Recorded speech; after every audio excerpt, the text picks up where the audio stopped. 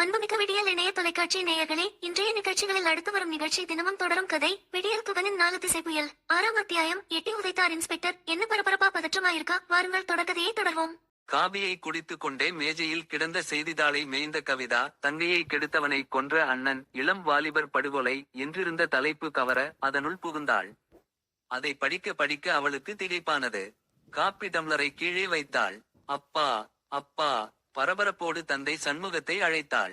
என்னம்மா? அவர் வாய்க்குள் கோல்கேட் பால் நிரம்பி கடைவாயில் வெளிக்குதிக்க எத்தனித்துக் கொண்டிருக்க உதட்டை தூக்கி கொண்டு பேசினார். இத பாருங்கப்பா. பேப்பரை கையில் எடுத்து தூக்கி பிடித்து கொண்டு பார்வையை செய்திக்குள் ஓட்டினார். விஷயத்தின் விபரீதத்தை உணர்ந்ததும் பேப்பருடன் வெளியில் சென்று நுரையை துப்பி விட்டு உள்ளே வந்தார். என்னம்மா இது? இப்படி செய்தி வந்திருக்கு? அதாம்பா, எனக்கு ஒன்னும் புரியல. கவிதாவின் கண்கள் கலங்கி நின்றன. நல்ல செய்தி கொண்டு வருவார் என்று 4 நாளாய் காத்திருந்தேன்.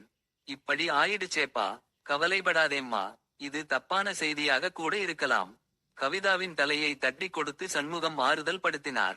அப்பா, நேரில் போய் பார்க்கலாமப்பா. சரிம்மா, போலாம். இப்பவே போலாம். இருவரும் அவசரமாக புறப்பட்டு வீட்டை பூட்டி விட்டு வெளியேறினார்கள். क्रूரமாக சிரித்து கொண்டு மீசையை தடவியபடி மேஜை மீது உட்கார்ந்து இருந்தார் இன்ஸ்பெக்டர் நாராயணன். ஏண்டா படுவா, பஸ்ஸிலே என்கிட்ட வம்பு பண்ணினே இல்ல. அன்னைக்கு எனக்கு நேர்ந்த அவமானத்திற்கு இன்னிக்கு வகையா என்கிட்டே மாட்டிக்கிட்டே. சும்மா விடுவனா? நீ செத்தே. போலீஸ்காரர்கள் 2 பக்கம் பிடித்து கொண்டிருக்க அடி வாங்கி சோர்ந்து போய் நின்றிருந்த அருணை மேஜையில் இருந்தபடியே எட்டி உதைத்தார் இன்ஸ்பெக்டர். ஐயோ என்று அலறினார் அருண். அவன் விழிகளில் நீர் ஒழுகியது. டேய், அடிபட்டு சாகாதே. கொலை செஞ்சேன்னு ஒத்துக்க. இல்ல, நான் செய்யலே. கொலை நான் செய்யலே. ஈனஸ்வரத்தில் முனகினான் அருண். மீண்டும் உதைத்தார் இன்ஸ்பெக்டர்.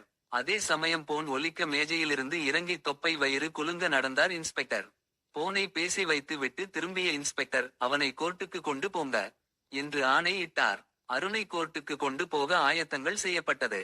சண்முகமும் கவிதாவும் சிறைக்கதவுகளினூடே அருணை சந்தித்தனர். அருண் உருக்குலைந்து கிடந்தான். மெல்ல எழுந்து வந்து கம்பிகளை சிரமத்துடன் பிடித்து கொண்டு நின்றான். அவனுக்கு கவிதாவை பார்த்தவுடன் அழுகை வந்தாலும் பேச்சு வரவில்லை. கவிதா அவன் கைகளை பற்றி கொண்டு அழுதாள். நான் கொலை செய்யலே. நான் செய்யலே.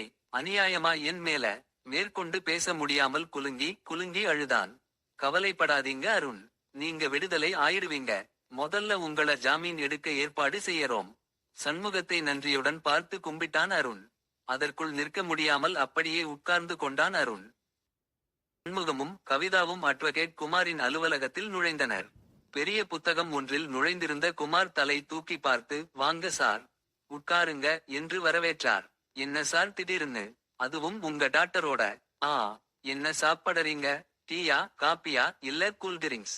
எதுவும் வேண்டாம் குமார். முதல்ல ஒரு முக்கியமான விஷயம் சொல்லுங்க. எங்களுக்கு ரொம்ப வேண்டிய பையன் சொல்ல போனா. கவிதாவுக்கு ரொம்பவும் பிடிச்ச பையன். நல்ல பையன். அந்த பையன் கொலை செஞ்சதா போலீஸ் கேஸ் போட்டுட்டாங்க. இந்த பேப்பரை பாரு. சண்முகம் கைப்பையிலிருந்து எடுத்து கொடுக்க பெற்று கொண்டார் குமார். பையனை பார்த்தோம். அவன் கொலை செய்யலேன்னு சொல்றான். எனக்கும் அதுதான் உண்மையா படுது. போலீஸ் ரொம்பவும் கொடுமை பண்ணியிருக்காங்க. அடையாளமே தெரியாதளவிற்கு நொறுக்கியிருக்காங்க. போலீசுக்கு இதுவே வழக்கமா போயிடுச்சு என்று சொல்லியபடியே பேப்பரை பிரித்து செய்தியை நோட்டமிட்டார் குமார். உடனே ஜாமீன்லே எடுக்க நீங்க ஏற்பாடு செய்யணும். ஓ கே சார், செஞ்சிடலாம். கலைப்படாதீங்க என்று சொல்லியவாறே குமார் போனை எடுத்து எங்களை சுழற்றினார். ஹலோ சங்கரா. சங்கர், உடனே புறப்பட்டு வா, ஒரு முக்கியமான வேலை. போனை வைத்தார்.